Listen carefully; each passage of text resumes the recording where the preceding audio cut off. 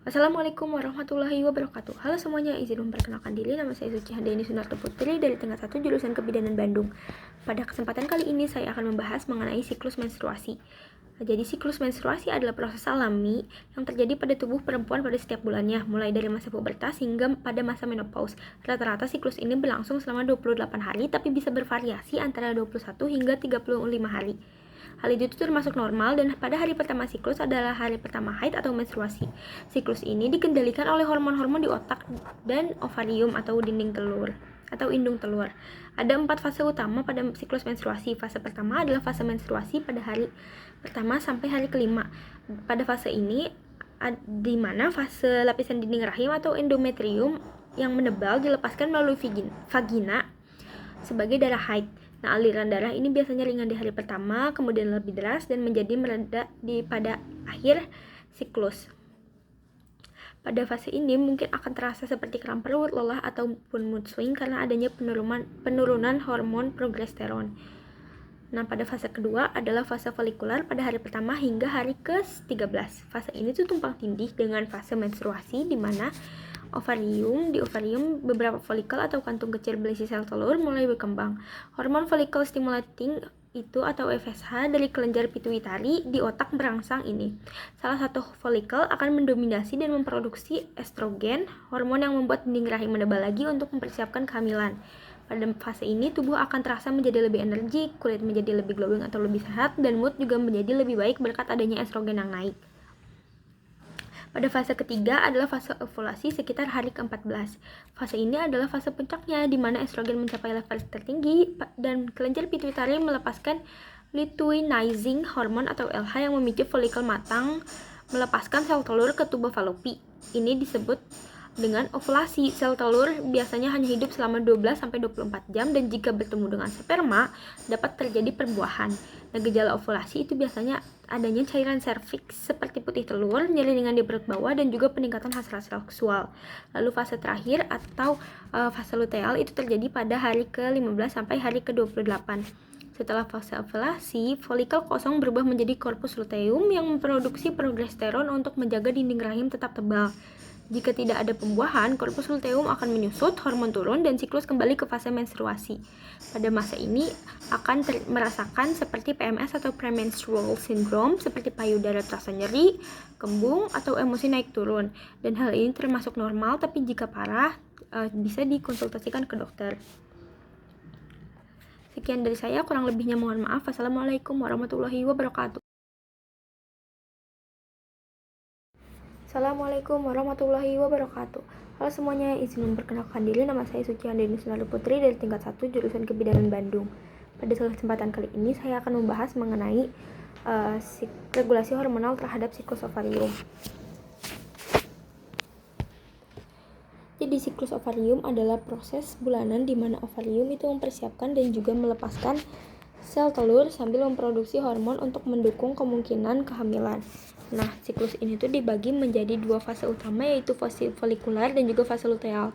Semuanya diatur oleh sistem hormonal yang kompleks dengan melibatkan otak atau hipotalamus dan juga kelenjar pituitari serta ovarium itu sendiri. Regulasi ini seperti tim yang saling berkomunikasi melalui umpan balik untuk menjaga keseimbangan.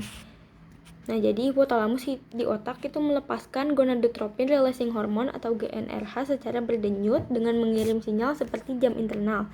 GnRH kemudian merangsang kelenjar pituitari untuk memproduksi 2 hormon gonadotropin, yaitu follicle stimulating hormone atau FSH dan juga luteinizing hormone atau LH. Hormon-hormon ini kemudian berbicara dengan ovarium untuk mengendalikan siklusnya. Nah, pada fase pertama atau fase folikular itu pada hari pertama sampai hari ke-13 siklus menstruasi. Pada awal siklus, setelah menstruasi, kadar estrogen menjadi rendah dan dapat memicu hipotalamus meningkatkan GnRH yang mendorong kelenjar pituitari melepaskan FSH dalam jumlah yang lebih tinggi. FSH kemudian merangsang ovarium agar 5-20 folikel atau kantung kecil yang berisi sel telur tidak matang dan mulai berkembang. Folikel-folikel ini kemudian memproduksi estrogen yang naik secara bertahap. Estrogen memberi umpan balik yang negatif ke pituitari untuk menurunkan FSH setelah beberapa hari. sehingga hanya satu atau dua folikel yang dominan yang terus tumbuh. Folikel dominan ini kemudian memproduksi lebih banyak estrogen dengan menebalkan dinding rahim secara tidak langsung dan mempersiapkan ovulasi. Jika estrogen tidak terlalu rendah atau FSH terganggu, folikel mungkin tidak akan berkembang dengan baik sehingga menyebabkan siklusnya tidak teratur. Nah, pada puncak atau pada ovulasi sekitar hari ke-14 saat folikel dominan mencapai puncak produksi estrogen, kadarnya yang tinggi memicu perubahan dramatis.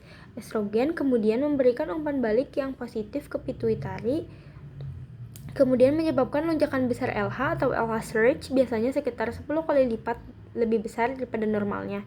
Lonjakan LH ini memerintahkan folikel matang untuk pecah dan melepaskan sel telur ke tuba Fallopi. Proses ini biasa disebut ovulasi dan hanya berlangsung sekitar 24-36 jam.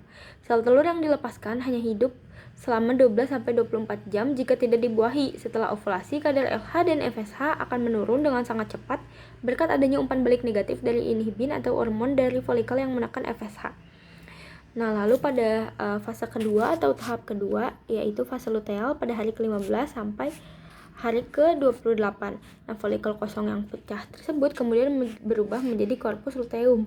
Korpus luteum kemudian memproduksi progesteron sebagai hormon utamanya dengan ditambah sedikit estrogen. Progesteron kemudian menjaga dinding dari rahim tetap tebal dan mencegah ovulasi baru dengan menekankan GnRH, FSH, dan LH melalui umpan balik negatif. Jika sel telur dibuahi dan akan membentuk embrio. Embrio kemudian akan memproduksi human chorionic gonadotropin atau HCG yang mempertahankan korpus luteum agar tetap memproduksi progesteronnya. Ini yang dapat mendeteksi kehamilan di tes urin. Nah, jika tidak ada pembuahan, korpus luteum akan menyusut setelah 10-14 hari dengan disebut sebagai regresi luteal. Kadar progesteron dan estrogen dapat anjlok dan memicu hipotalamus untuk memulai siklus baru dengan GnRH yang baru, yang dapat menyebabkan menstruasi. Regulasi ini sangat presisi tapi juga bisa terganggu oleh faktor luar seperti stres kronis yang meningkatkan kortisol yang menghambat GnRH dan gangguan tiroid, obesitas, atau olahraga ekstrim. Dan juga ada penyakit seksual seperti PCOS atau polycystic ovary syndrome yang dapat menyebabkan FSH atau LH menjadi tidak seimbang, kemudian menghasilkan folikel yang tidak matang. Sebaliknya, menopause dapat menandai akhir siklus ovarium karena ovarium kehilangan respon terhadap FSH. Sekian dari saya, kurang lebihnya mohon maaf. Wassalamualaikum warahmatullahi wabarakatuh.